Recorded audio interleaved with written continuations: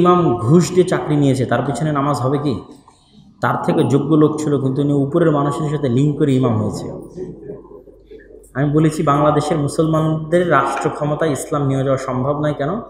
বাংলাদেশের আলেম ওলামা, ইসলামী দল, ইসলামী সংগঠন, ইসলামী মাদ্রাসা, ইসলামী মসজিদে ন্যায়পরায়ণতা নাই, সত্যবাদিতা নাই। এই জন্য এই সালাত, এই সিয়াম, এই হজ দিবেন না। রাষ্ট্র ক্ষমতায় যাওয়ার জন্য প্রথম শর্ত হচ্ছে সত্যবাদিতা, ন্যায়পরায়ণতা থাকতে হবে। ইমামের মধ্যেই যদি সত্যবাদিতা, ন্যায়পরায়ণতা না থাকে, তাহলে রাষ্ট্র ক্ষমতায় আমরা যেতে পারবো? যেতে পারবো। আচ্ছা, তার পিছনে সালাত হবে কি না? এখন ইমাম সাহেব যদি